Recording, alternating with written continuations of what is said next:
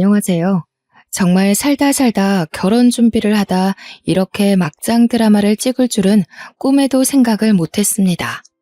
너무 어이가 없고 황당해서 사연이라도 올려 털어놓지 않으면 속이 답답해 죽을 것 같아서 이렇게 익명으로 사연을 올려봅니다. 저는 공연 연출을 하는 40대 초반 여자고 오랜 시간 미국에서 생활을 하다 한국으로 온 지는 몇 년 안 됐습니다. 간단하게 저희 집안을 소개하자면 외가 쪽이 집안 대대로 문화재단을 가지고 있습니다. 아버지는 대리일 사위로 장가와서 어머니를 도와 사업을 보좌하고 계시고요. 어머니는 재단 이사장 자리를 물려받아 생활 중이십니다. 문화재단이다 보니 봉사도 많이 하고 기부도 많이 해서 대외적으로는 상당히 모범적인 곳이지만 실상은 돈 세탁도 많이 하고 하죠. 아무튼 공연 관련해서 하는 재단이라 극장도 여러 개 가지고 있기도 하고 상당히 큰 대극장도 소유하고 있습니다. 그래서 제가 공연 연출을 하기 딱 좋은 조건이라 할 수 있습니다. 극장을 빌리는데 아무런 문제가 없기 때문이죠. 사실 공연이라는 게 대규모의 작품 아니고서야 큰 돈이 되지가 않습니다. 극장을 빌리는 돈이 일단 무시 못하고 투자를 얼만큼 받느냐에 따라 공연 퀄리티가 많이 달라지죠. 배우들 페이나 스태프들 페이까지 일일이 생각하면 문화재단을 소유한 집안딸이 공연 연출을 한다는 게 참 득이 많습니다. 그러다 보니 외국에서 오랜 시간 공부하면서 잔머리가 많이 늘었고 최대한 가진 걸 이용해서 살아왔습니다.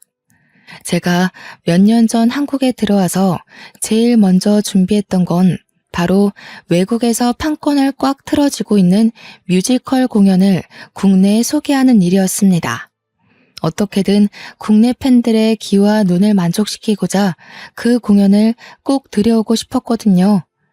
하지만 라이센스 문제가 이리저리 얽혀서 저 혼자서 감당하여 작품을 들여올 수가 없었습니다.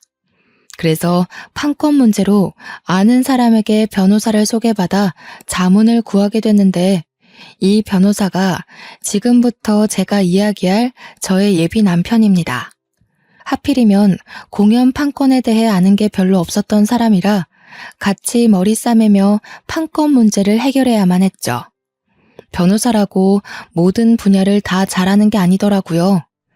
변호사를 확 갈아치울까 여러 번 고민하다 소개시켜준 사람의 얼굴을 떠올리면 또 함부로 할 수가 없던 터라 어쩔 수 없이 5개월을 매일같이 만나 고민해야 했습니다.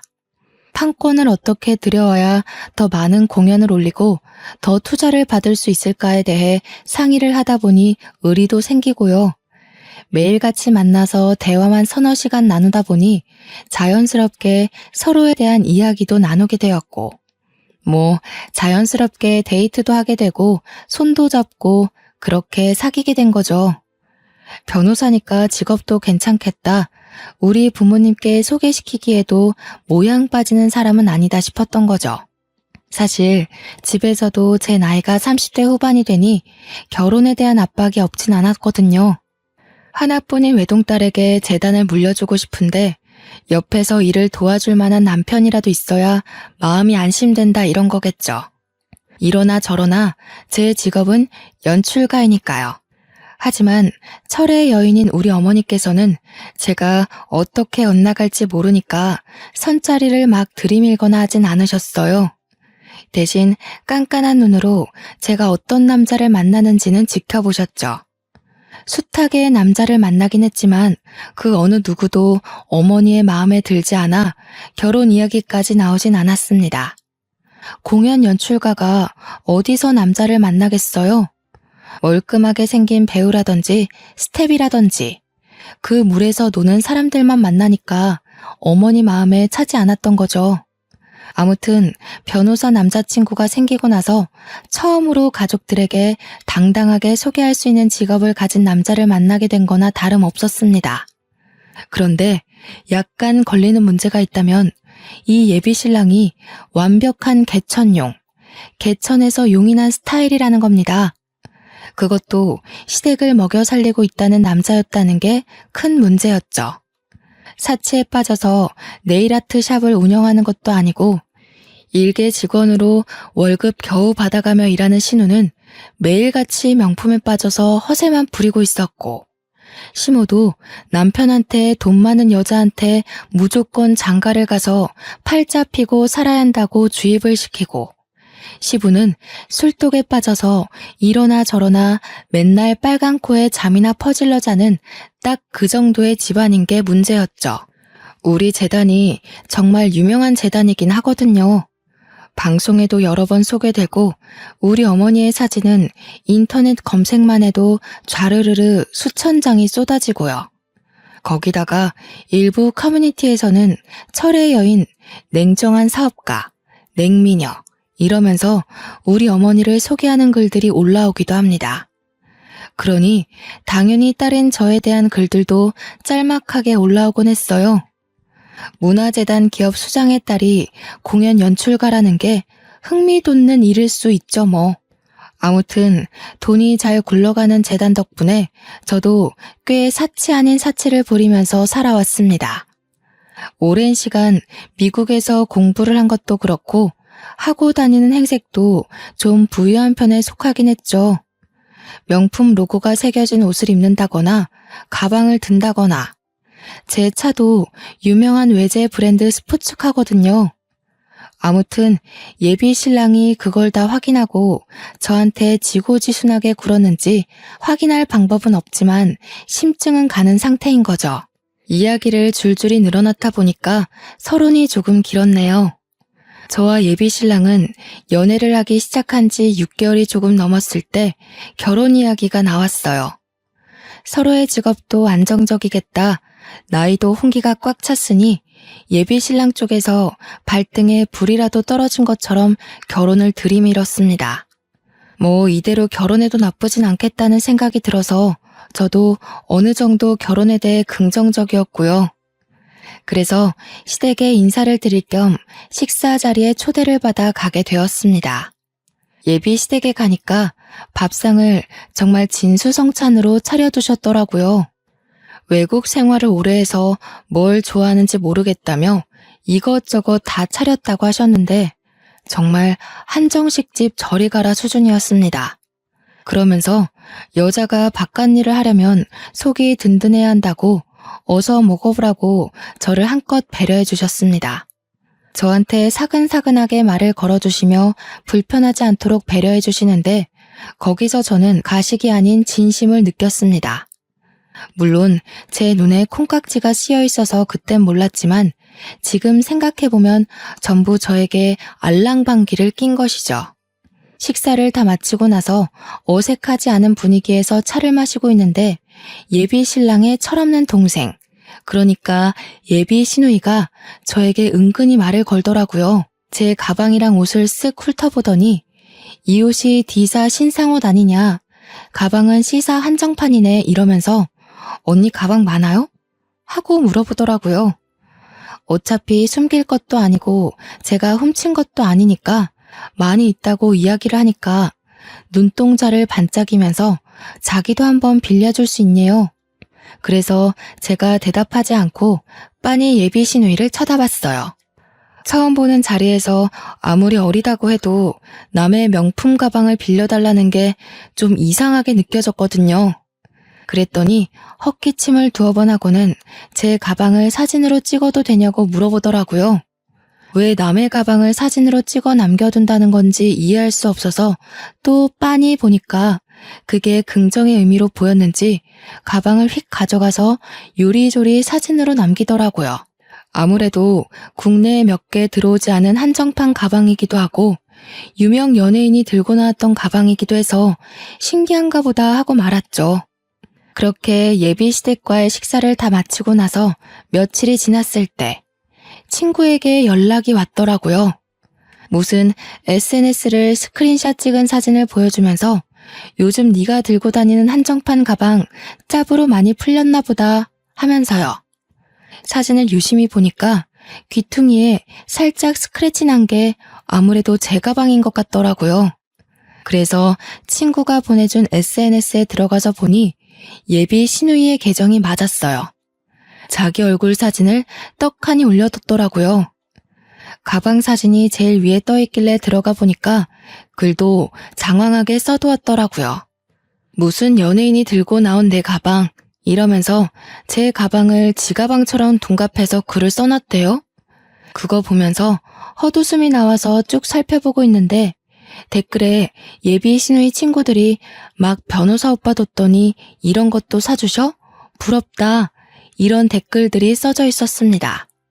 예비 시누이가 그 밑에 예쁘지? 이런 거 아무나 못 구한다. 이렇게 달아뒀던 게 기가 막히더라고요.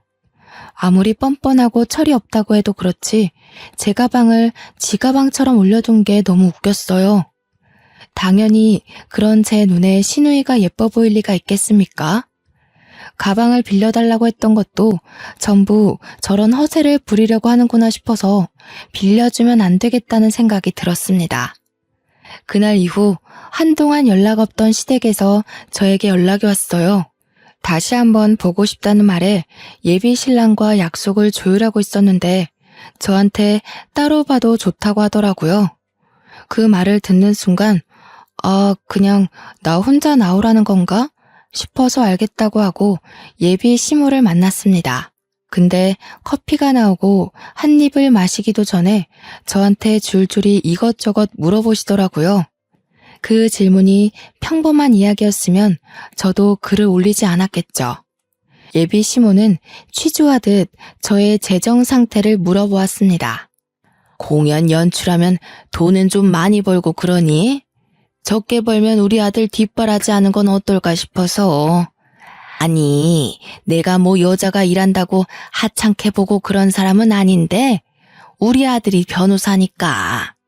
내조하는 부인이 있으면 좋을 것 같아서 그러지. 절대로 우리 예비 며느리를 내가 무시하는 게 아니라. 알지 내 말? 그래서 저는 그냥 저 돈 많이 벌어요 라고 솔직하게 대꾸했습니다.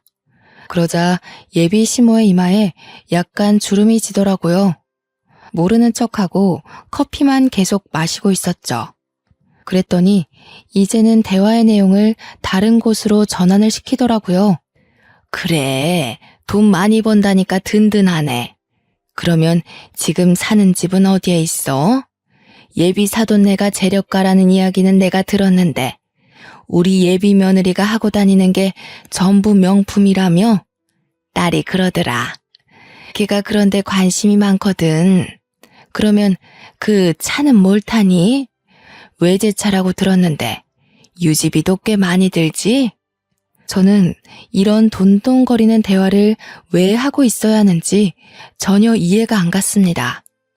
제가 미국에서 오래 살았기 때문에 이런 대화 자체가 정말 무례하다고 생각하는 사람이었거든요.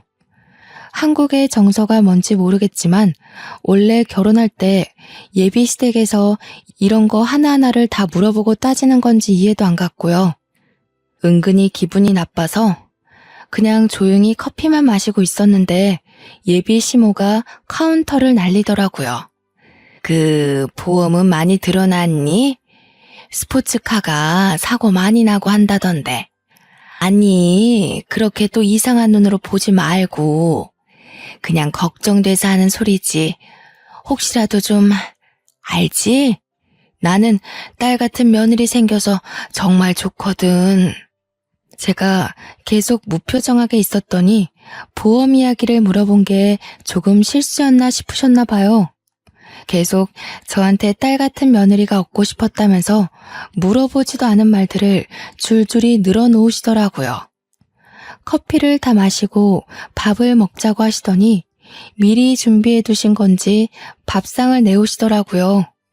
솔직히 체할 것 같아서 밥을 목구멍으로 넘기고 싶진 않긴 했지만 또 밖에서 먹는 것도 아니고 시댁에서 먹는 건데 거절할 수가 있나요? 아무리 개인주의가 강한 외국에서 자랐다고 해도 이 정도 예의는 기본이었죠. 그래서 또 차려주신 밥을 맛있게 잘 먹긴 했습니다. 약간 더부룩해서 앉아있지 말고 좀 일어날까 싶어서 벌떡 일어나니까 저한테 웃으면서 우리 며느리가 눈치가 빠르네 하시는 거예요. 속이 더부룩한 게 왜 눈치가 빠른 거지? 하고 빤히 또 시모를 보고 있으니까 저한테 앞치마 저기 있다면서 설거지를 하라는 거예요. 그니까 제가 밥 다 먹고 일어난 게 설거지하려고 눈치 보고 일어난 건 줄 아셨던 거죠. 외국에서 오래 살았잖아요. 이런 건 정말 외국 마인드를 본받아야 한다고 생각하거든요. 며느리가 매번 시댁에 와서 설거지를 해야 할 이유가 있나요? 저는 결혼하고 나면 무조건 집안일은 반반씩 해야 된다고 생각했어요. 우리 아버지도 평생을 그러셨고요. 물론 집에서 일하는 아주머니가 있으니까 그렇게 집안일이 많진 않았지만요. 그래서 당연히 제가 설거지를 해야 된다는 시모를 보고 아무것도 모르는 척하면서 다시 앉았습니다. 제가 소파에 앉으니까 시모가 저를 보고 왜 앉냐는 얼굴로 있더라고요. 그래서 저는 웃으면서 이야기를 했죠. 딸 같은 며느리 얻고 싶다고 하시길래요. 딸도 가만히 있는데 저도 TV 볼래요. 했습니다. 신우가 옆에서 TV 보고 있었거든요. 신우는 갑자기 소환된 자기 이야기에 저를 휙 쳐다보고 시모는 아무 말 못하고 부들부들 하시고 뻔히 기분 나쁜 게 눈에 보이는데 차마 예비 며느리 도망갈까 싫은 소리도 못하고 저한테 그러시더라고요. 아니, 어떻게 딸이랑 며느리랑 같냐고요. 그래서 저는 한껏 웃으면서 제가 딸 같은 며느리 해드릴게요. 걱정 마세요 했어요. 시모가 한 방 먹었다는 얼굴로 어깨를 들썩이며 호흡을 하는 게 느껴졌지만 제가 손님으로 여기 온 거지 가정부로 온 게 아니잖아요. 거기다가 예비 신랑이 뭐라고 우리 집을 소개했을진 모르지만 분명 돈 많은 집안이라고 이야기했을 거 아니에요. 그러니까 시모가 저한테 아무 소리도 못하는 거죠. 혹시라도 결혼이 파토날까봐 아니면 아들이 대리 사위로 책 잡혀서 아무것도 못하는 바보 될까봐요. 진짜 처음에는 조상님께 감사한 마음이 들었어요. 대대손손 부를 물려주셔서 이런 자리에서 당당할 수 있게 해주신걸요. 아무튼 밥 다 먹고 설거지도 안 하겠다. 도망이나 슬슬 가려고 준비하는데 신우이가 저한테 슬쩍 물어보더라고요. 제가 공연 판권이 해결되어서 드디어 그 국내에 들여오고 싶었던 해외 뮤지컬을 들여오게 되었어요. 아마 예비 신랑한테 그 이야기를 들었나 봐요. 슬그머니 시모도 제 옆에 앉아서 신우 이야기에 끄덕끄덕 하는데 내용이 아주 가관이었습니다. 저한테 공연 이제 올릴 준비 하신다면서요? 하면서 배우 뽑는다고 들었는데 자기 자리도 하나 주면 안 되냐는 거예요. 이게 뮤지컬 공연이 연기 실력도 당연히 되어야 하지만 그저 앙상블로 공연을 올라간다고 해도 기본으로 노래가 돼야 하거든요. 그러면서 자기 원래 꿈이 탤런트였다고 배우하고 싶다면서 자리 하나를 달라고 염치도 없이 이야기를 하더라고요. 무슨 유치원 학예회도 아니고 당당하게 나 이 배역할래요 하는 식으로 이야기를 하니까 나를 우습게 여기나 싶을 정도였습니다. 그래서 제가 그냥 웃으면서 신우이 그럴 실력이 돼요? 하고 물었더니 갑자기 막 어필을 하는 겁니다. 자기가 연극영화과 입시시험도 봤다면서 연기를 배운 적도 있대요. 그렇게까지 이야기하니까 신우이는 주제도 몰라서 안 되겠네요. 할 수가 없는 겁니다. 그래서 오디션 보러 오라고 어쩔 수 없이 이야기를 했어요. 저한테는 이게 최선의 배려였고요. 날짜랑 장소랑 물어물어 가길래 일단 오디션 접수부터 하라고 이야기를 했죠. 솔직히 기대도 안 하긴 했는데 진짜 오디션을 보러 올 거라는 생각조차 안 했거든요. 근데 오디션장에 나타났더라고요. 수줍게 자기소개하고 지정대사로 연기하고 공연의 메인곡까지 부르고 갔는데 주위 심사하시는 스태프들도 전부 저런 애가 서류를 통과했어? 하는 눈으로 보더라고요. 완전 소중한 시간 10분을 날린 표정이셨습니다. 발연기도 그런 발연기가 없고 노래도 뚝뚝 떨어지고 염소 소리 내고 진짜 제 신우이라는 걸 몰라서 다행이지 너무 쪽팔리고 제가 다 부끄럽고 밤에 잘 때 생각나서 이불 발로 차고 할 정도의 수준이었습니다. 그러니 결과가 어땠겠어요? 두말할 필요도 없이 탈락이죠. 1차는커녕 서류에서 떨어졌어야 하는 실력인데 혹시 몰라 붙여둔 게 잘못이죠. 제가 그 뮤지컬 들어오려고 정말 노력 많이 했었거든요. 해외에도 여러 번 출장도 갔다 오고 한국 들어오기 전까지 판권 들고 있는 회사에 밥 먹듯이 찾아가서 부탁하고요. 제 명성이 갈아 넣어진 뮤지컬인데 그런 실력을 가진 사람을 쓸 수 있겠어요? 죽어도 안 된다 생각해서 더 볼 것도 없이 탈락을 시켜버렸습니다. 그랬더니 결과 발표 나는 날에 전화기에 불이 나듯 시모한테서 연락이 오는 게 아니겠어요? 피곤한 마음을 누르고 전화를 받았더니 한다는 소리가 글쎄 어떻게 자기 딸을 떨어뜨릴 수가 있냐는 겁니다. 실력이 안 되는 사람들 붙잡고 늘어져 봐야 시간 낭비인데 왜 당연한 소리를 아무렇지도 않게 하는지 이해가 안 갔어요. 그러면서 이미 동네방네 며느리가 연출하는 큰 공연에 우리 딸이 배우로 나올 거라고 소문냈는데 자기 어떻게 하니요? 아니 그걸 왜 저한테 물어보시나요? 그러면서 탈락이라고 하니까 신우가 울고 불고 난리가 났다면서 우리 쪽팔려서 어떻게 하냐고 제가 한숨 푹 내쉬면서 떨어진 이유를 말해줬어요. 연기도 너무 못하고 노래도 솔직히 못 들어줄 상태였다. 다른 심사위원들도 전부 만장일치로 못 뽑는다고 했다고 하니까 심호가 정이 없대요. 한국 사회에서 그 정도 정도 없이 어떻게 사냐면서 연출이라면 뒷배로 꽂아줄 수 있는 거 아니냐고 생떼를 쓰기 시작하는데 미치겠더라고요. 그래서 그냥 될 대로 되라는 식으로 심우한테 신우가 나무 일 역할이라도 하겠대요? 하고 물어봤어요. 그러니까 어떻게 대사 한 줄 없는 배역을 줄 생각을 하냐면서 해도 해도 너무한다고 하는 겁니다. 지금 해도 해도 너무한 게 누군데 저한테 그런 소리를 하는지. 가뜩이나 공연 올리는 것 때문에 정신도 없는데 저한테 이런 식으로 구니까 더 할 말이 없어서 끊어버렸어요.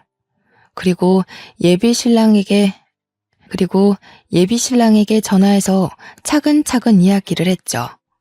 네 동생이 도무지 쓸만한 부분이 전혀 없어서 탈락을 시켰더니 나한테 이러더라 하면서요. 예비 신랑이 미안하대요. 자기가 얼른 가서 잘 이야기해보겠다고 하더라고요. 저는 부탁을 했죠. 이런 일로 전화 오지 않게 해달라고 가뜩이나 바빠 죽겠다고요. 제가 실력으로 오디션에서 결과를 통보했을 뿐인데 인정머리 없다는 소리를 들어야 할 이유가 있나요? 참나. 다시 생각해도 너무 열이 받고 화가 나네요. 예비 신랑이 뭐라고 말했는지는 몰라도 한동안 조용했어요. 결혼 준비도 슬슬 해야 하는데 뭐부터 해야 할지 모르겠어서 예비 신랑이랑 이것저것 상의를 하고 있었죠. 예비 신랑이 시모가 아는 게 많으니까 시모한테 물어보고 해도 되지 않겠냐고 해서 저는 그런 만날 약속을 잡아달라고 했어요. 아무래도 양가 간에 서로 합의가 되어야 하는 부분이 있긴 하니까 어른이랑 이야기하는 게 빠르겠다 생각한 거죠. 저희 집이야 뭐 제가 이렇게 하기로 했어요 하면 다 맞춰주실 분들이니까요. 아무 생각 없이 만날 약속을 잡고 당일에 밖에서 시모를 만났어요. 또 집에서 만나면 설거지 시키려고 할까봐 미리 차단한 거죠. 나름대로. 이미 오디션 건으로 저한테 기분이 상해 있는 시모라서 옷도 일부러 방수되는 스타일로 입고 가고 혹시 몰라서 한 벌을 더 챙겨서 갔어요. 드라마 같은 거 보면 시모가 물도 끼얹고 그러더라고요. 사람이 혹시 모를 상황에 대비를 해놓는 것도 나쁘지 않잖아요. 물론 제가 연출가라서 그런 영상들을 많이 보고 오버하는 걸 수도 있지만요. 약속 장소에 가니까 시모가 이미 와서 앉아있더라고요. 그래서 앞에 떡하니 앉아서 저 왔어요 하니까 저한테 막 보고 있던 팜플렛 같은 걸 쭉 넘겨주더라고요. 개수도 10대 개 정도 되는 게 전부 중구난방으로 있어서 정리해서 하나씩 보고 있는데 각종 가전이랑 가구, 팜플렛 같은 거예요. 중간에 자동차 팜플렛도 끼어 있었고요. 근데 하나같이 상품에 동그라미들이 쳐져 있는 게 아니겠어요? 그래서 저는 이게 뭐예요? 저희 혼수하라고 골라주신 거예요? 하고 물어보았습니다. 아무래도 새 상품이다 보니까 우리 집에 들어갈 물건을 고르신 건가 싶었던 거죠. 그랬더니 시모가 픽 웃으면서 아직 뭘 모르네 하시면서 이야기를 하시는데 우리 집에 들어갈 건 우리가 알아서 고르고 지금 골라주신 건 시댁에 들어올 물건이라는 겁니다. 저는 그 말이 전혀 이해가 안 가서 시댁에 들어갈 물건을 왜 저한테 보여주시냐고 했죠. 그러니까 제가 시댁에 가구를 보내야 한다는 거예요. 제가 왜요? 하니까 그게 다 예단이고 원래 그렇게들 한다면서 변호사 사이 보는 게 쉬운 일인 줄 아냐고 하시는 겁니다. 한국에서 변호사쯤 되는 직업의 남자랑 결혼을 하려면 시댁에 이 정도 물품 공세는 해야 된대요. 다른 집은 개업도 해주고 건물도 주고 차도 두어 대 사주고 열쇠 여러 개 들고 와야 하는데 자기는 그 정도 욕심은 없대요. 이 정도면 많이 양보한 거고 주위의 변호사 엄마들 이야기 들어보면 자기가 욕심 없어서 이 정도로 끝내는 거라고 고마운 줄 알아라 하시는 겁니다. 결혼하기 전까지 미리 가구랑 가전이랑 다 보내주고 차도 빨리 계약을 해달라면서 자동차 카탈로그를 그제서야 자세히 보니까 제가 타고 다니는 스포츠카 브랜드에서 나온 대형 SUV더라고요. 그 모델이 2억 가까이 하는 차량이거든요. 제가 진짜 기가 막혀서 입을 떡 벌리고 아무 말도 못했습니다. 그러니까 그 정도면 싸게 먹히는 거 아니냐고 가전 가구 다 해봐야 3억도 안 나온다는 겁니다. 다른 집은 건물해줬대, 개업해줬대, 시부모 노후저금까지 다 줬대. 이러면서 나불나불 거리는데 진짜 고막이 터지는 줄 알았어요. 제가 아무 소리 없이 한참 동안 들여다보고 있으니까 저한테 다 알아들었지? 하는 거예요. 그래서 저는 고개를 절레절레 젓고는 도무지 못 알아듣겠다고 했어요. 그러니까 인상을 팍 쓰시는 겁니다. 제가 이어서 이걸 왜 해드려야 하는지 진짜 모르겠다고 어차피 신혼집도 지금 제가 사는 집으로 할 건데 이걸 왜 챙겨드려야 하냐고 했어요. 남편이 집을 해오는 것도 아니고 시댁에서 뭐 저한테 돈을 주시는 것도 아닌데 왜 제가 시댁 가구를 바꿔드려야 하는지. 따지고 보면 집은 제가 해가는 거니까 혼수는 시댁에서 해줘야 하는 거 아닌가요? 그 이야기까지 했더니 시모가 꿀먹은 벙어리가 되더라고요. 그러면서 원래 사자 직업 장가갈 때 다 그 정도는 받는다니까 하시는 거예요.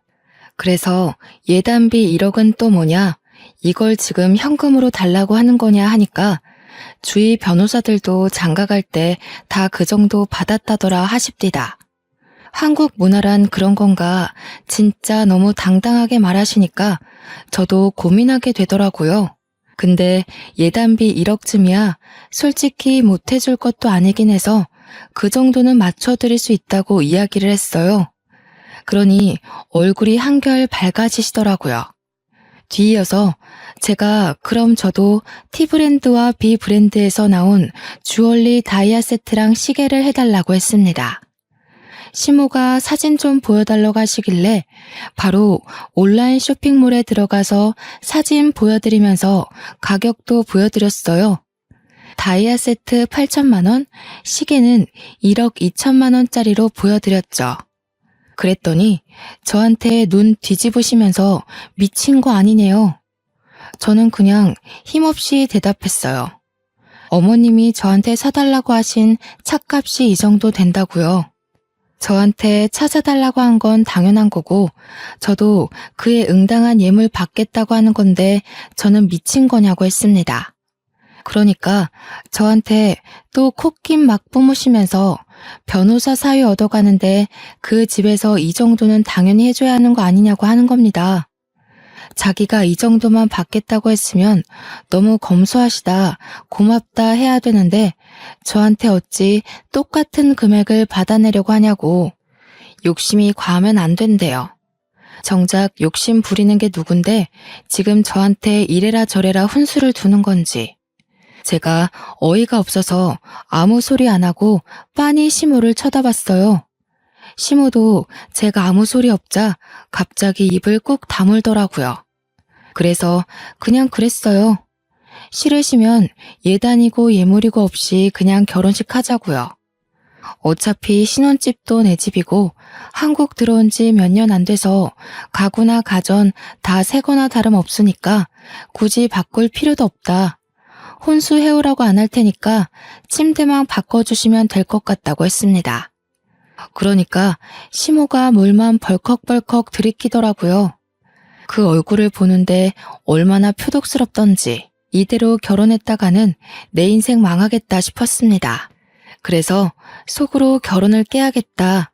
집에 가서 이 결혼 무르겠다고 말할 거라고 굳게 다짐을 했습니다. 근데 이 속속들이 사정을 다 부모님께 말해봐야 제 얼굴에 침 뱉는 거밖에 안 될 것 같더라고요. 가뜩이나 제가 하는 일마다 일만 크게 벌려둔다고 은근히 타박하시는 부모님인데 결혼까지 이랬다고 하면 분명 좋은 소리 못 들을 게 뻔했거든요. 그래서 어떻게 파혼을 이야기할까 고민하고 있었습니다.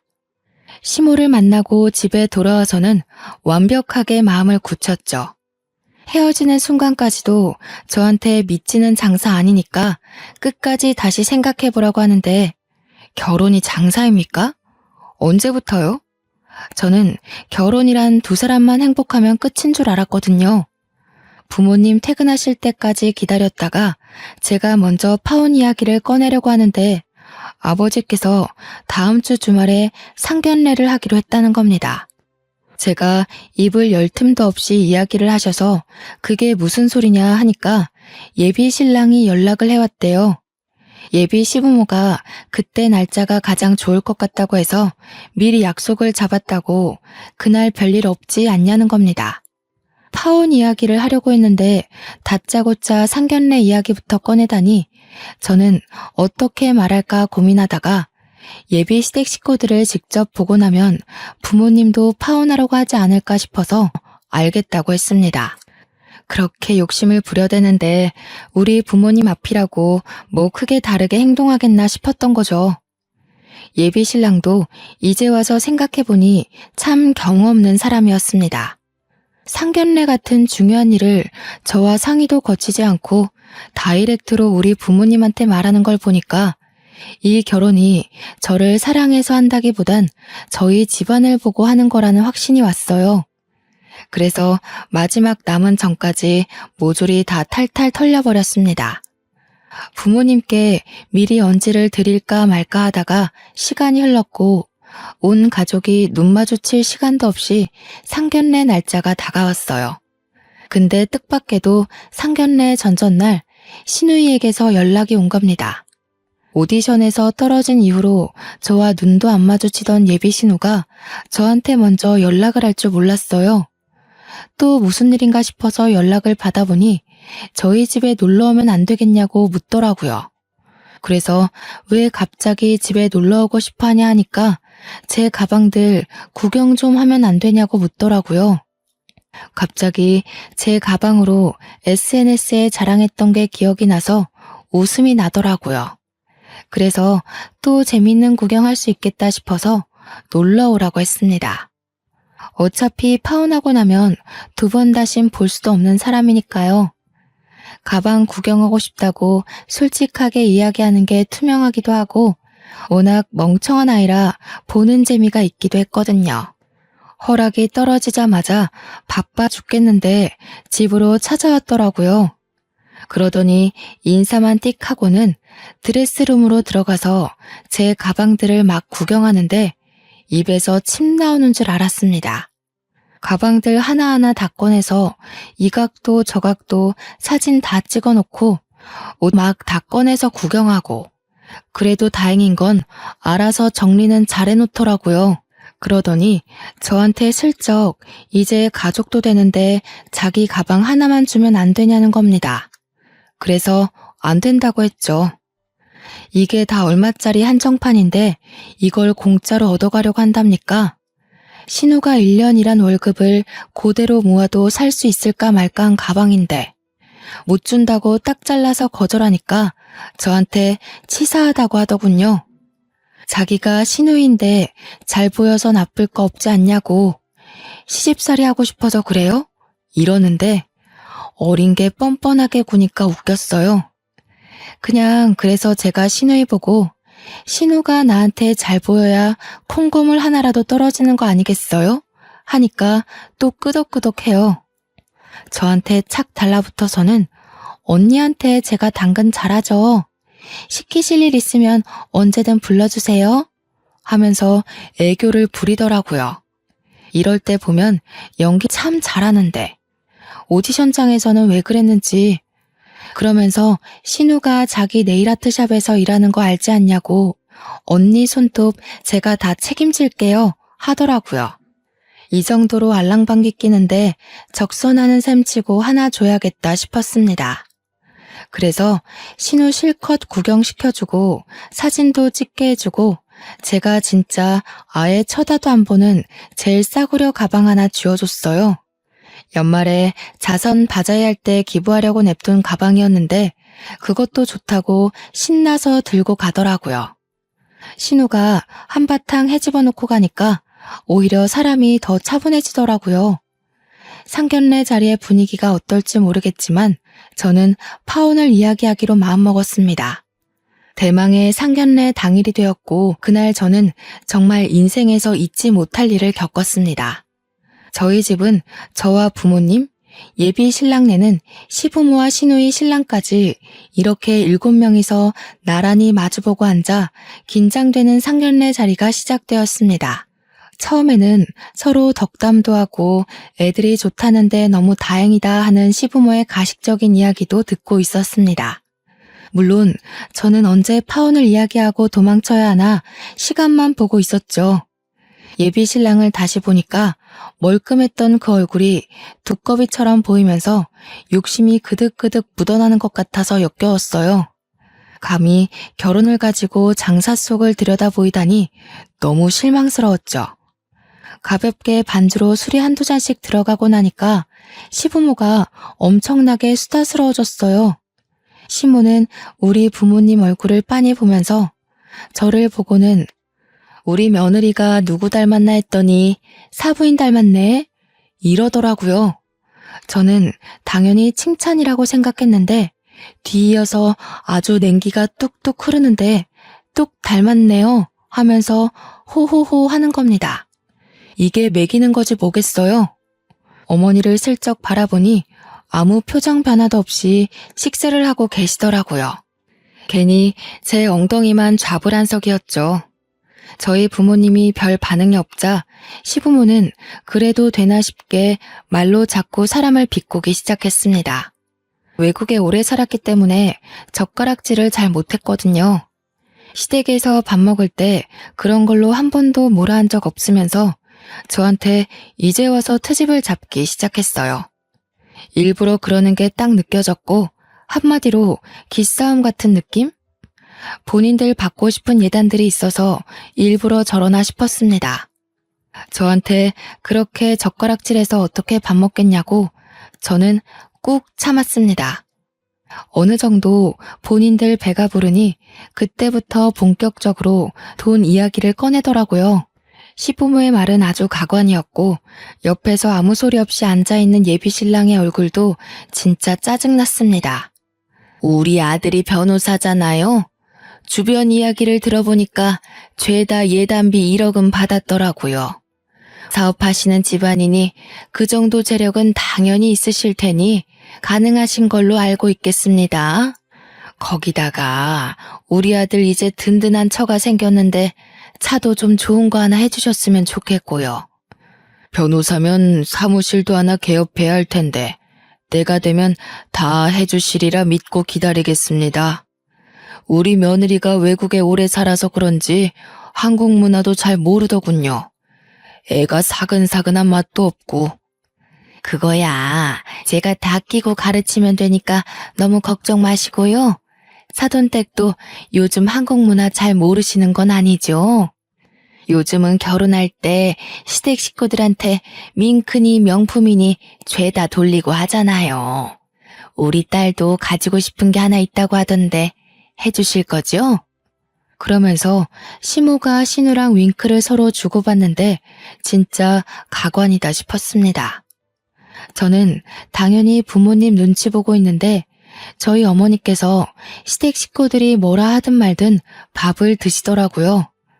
아버지는 이미 숟가락 내려놓고 저한테 눈으로 욕하고 계신 중이셨고요. 차라리 잘 됐구나 싶었습니다. 어차피 파혼 생각하고 있었으니까요. 근데 딱 거기서 시모가 눈치 없이 쐐기를 박아주는 게 아니겠어요? 재단 운영할 때 고문 변호사 하나쯤은 필요하지 않겠어요? 우리 아들 지금 다니는 직장도 엄청 좋은 회사긴 한데 겸업으로 고문까지 맡으면 얼마나 좋겠어요. 애들 결혼한다는데 자리는 제대로 잡아야죠. 자리 하나 주시면 월급 500만 원만 줘도 들어갈 맘 있다고 하니까 노이 좋고 매부 좋은 거 아니겠어요? 저희 재단에 당연히 변호인단 있습니다. 한두 명도 아니고 10대 명이 있어요. 문화재단이라는 게 정말 보통 일이 아니거든요. 제가 한 소리 하려고 입을 여는데 어머니께서 젓가락 탁 놓고 물 한 입 마시고는 입을 여셨습니다. 자네 문화예술진흥법 꿰고 있나? 판권이나 저작권에 대한 법률이나 판례도. 남편이 아무 대답 못하고 우물쭈물하다가 이제라도 공부해보겠습니다 하고 대답을 했습니다. 그러자 어머니께서 픽 웃으시는데 진짜 서늘하고 무서웠어요. 지금부터 하면 늦지.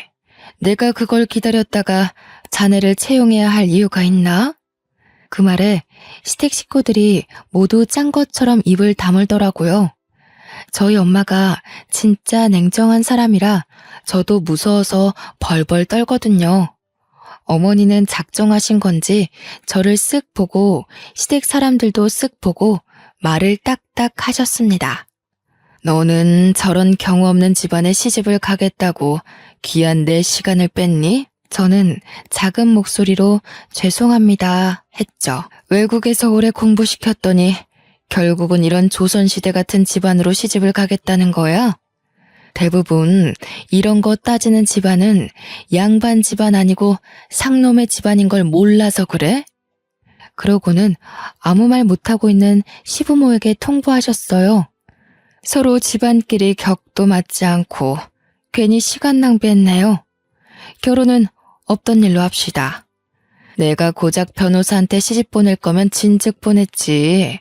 서로 좋다고 하니까 두고 봤던 건데 굳이 미래가 뻔한 집안에 시집 보낼 필요가 있어?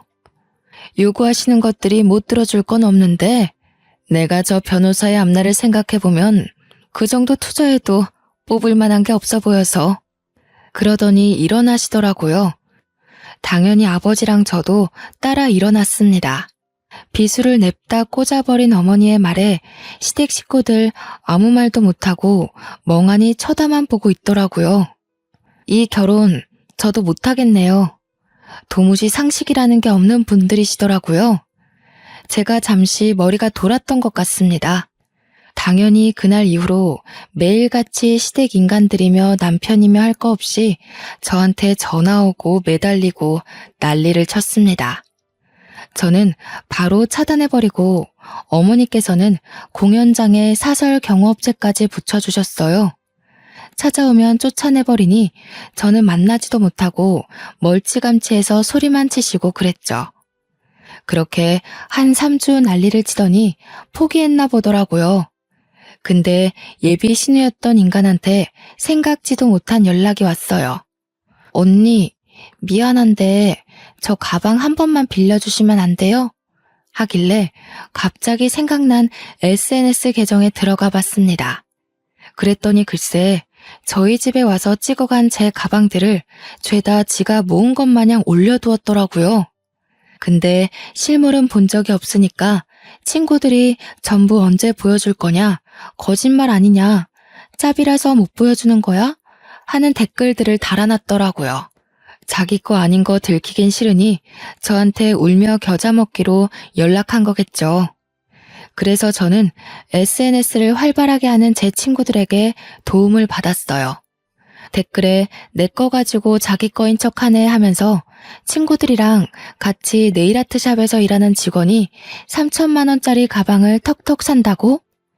짭이네, 구라네 하면서 댓글 테러를 했습니다. 신우가 저한테 전화하고 문자하고 난리를 치더라고요. 어떻게 그렇게 댓글을 달아둘 수 있어요? 하는데 제가 딱 그랬죠. 이제 다시 나한테 연락하지 말라고. 미친 거 아니냐고. 남인데 가방을 왜 빌려주냐고요. 그리고는 차단해버렸습니다. 저는 그 이후로 준비하던 공연 당연히 성공적으로 잘 마쳤고요. 연말에 뮤지컬 시상식에서 연출상도 받았습니다. 문화진흥원에서 주는 상도 받았고요. 커리어를 잘 쌓으면서 지내고 있습니다. 조만간 제 이름으로 뮤지컬 컴퍼니도 하나 차릴 것 같아요. 승승장구 중인 내 인생, 앞으로도 빛이 나길 바라며 속에 숨겨둔 이야기는 여기에 다 털고 갑니다. 제 이야기 들어주셔서 감사합니다. 감사합니다. 감사합니다.